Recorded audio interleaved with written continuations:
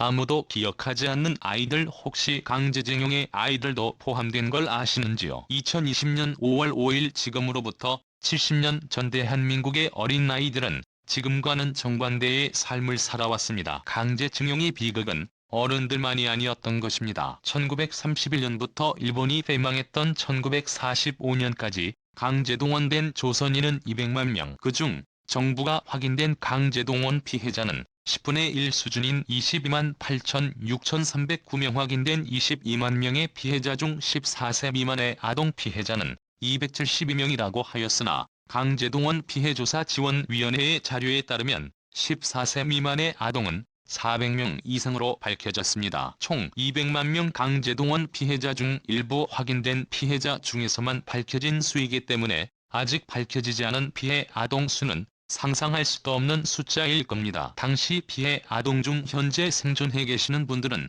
그때 일을 생생하게 기억하고 있습니다. 강제동원된 서호순 할머니는 12살의 나이에 공장으로 가서 2년 동안 하루 12시간을 노동하며 돈도 한 푼 받지 못했으며 도망 출신의 일본 순사가 고향 부모님을 괴롭힐 것을 알아 도망칠 엄두도 못했다고 합니다. 10살 때 고무줄 놀이 일을 하다가 동원된 한 소녀와 할머니는 끌려간 공장에서 고된 노역이 반복되었으며, 이옥선 할머니는 노역장에 넘어고자 일본 감독관 식당 앞에 우물통에 있던 참외 껍질을 훔쳐 배를 세우기도 하고, 8살에 끌려간 황조홍 할머니는 만주로 동원되어 물도 없어서 소배설물까지 먹으며 배고픔을 달랬다고 합니다. 많은 한국인들은 이런 강제징용의 어린이들까지 동원되었다는 사실은 꿈에도 모르고 있는 것입니다. 여전히 5월 5일이 일본의 어린이날과 같다는 이유로 한국이 따라오고 있다는 말도 안 되는 말을 하는 일본인도 있으니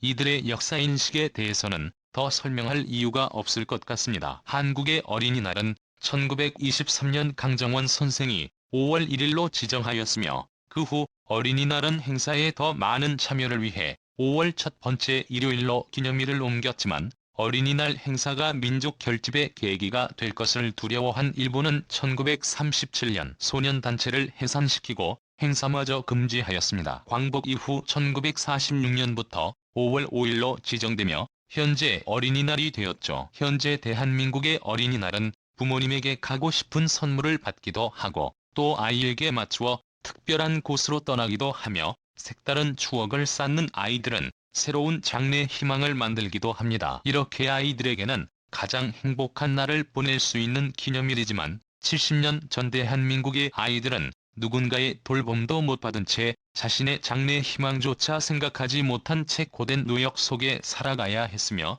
그들에게 꿈과 희망은 생계의 자유였을 것입니다. 아무도 기억하지 않는다. 일제의 강제 동원 아이들. 그 당시 아이들의 이야기를 담은 기사의 헤드라인들은 마음을 먹먹하게 하고 안타까움의 탄식만 내뱉게 되는데요. 이런 잊혀진 역사, 몰랐던 역사를 계속적으로 알리고 있는 기억이 있습니다. 5월 5일 어린이날을 맞이해서 다양한 기업에서 아이들을 위한 제품을 출시하는데 생각지도 못한 뜻깊은 제품을 선보이고 있는 것인데요. 한국의 잊혀진 독립운동가를 알리고 계속해서 지켜나가야 할 대한민국의 영토를 알리고 있는 라카이 코리아는 4월 한쪽 팔을 잃으면서도 다른 한쪽 발로 태극기를 쥐며 만세운동을 하던 독립운동가 윤형주 열사의 스토리와 이제 더 이상 아무것도 빼앗길 수 없다며 우리 땅인 독도를 지키자는 의미를 담아 독도 팔찌를 출시했습니다. 또한 꾸준히 한국 역사를 공부하며 선한 영향력을 행사 중인 연예인 정우성이 착용하면서 계속된 화제를 모으고 있습니다. 그런데 이번 5월 5일 어린이날을 맞아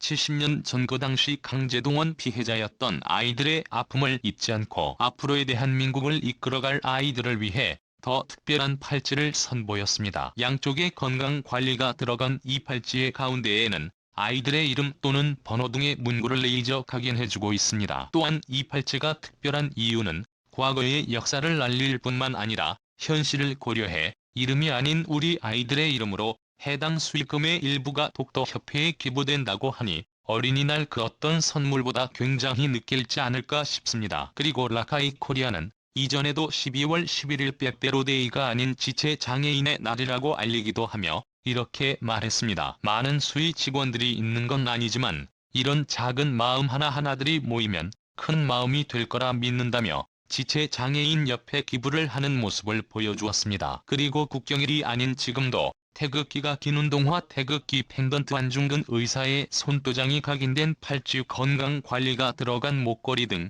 각각의 한국 역사의 스토리를 담아 출시한 제품들을 선보이며 그들에게 매일매일 한국의 역사를 알릴 수 있는 소중한 날이라는 것을 행동으로 보여주고 있습니다. 역사는 반복된다는 말이 있듯이 일본이 우리나라를 침략하여 악질적인 만행을 저질렀음에도 불구하고 현재까지도 반성 없는 태도와 꾸준히 공격적인 행동을 보여주고 있습니다. 또한 일본은 아이들에게 왜곡된 역사를 조기 교육시킴으로써 아이들은 제대로 된 역사인식을 가질 수 없으니 그들의 미래 또한 변할 것 같지 않습니다. 왜곡된 역사를 가르치는 그들과는 다르게 이러한 기업들의 색다른 생각이 아이들의 훗날 올바른 역사인식을 가질 수 있도록 하는 특별한 계기가 되지 않을까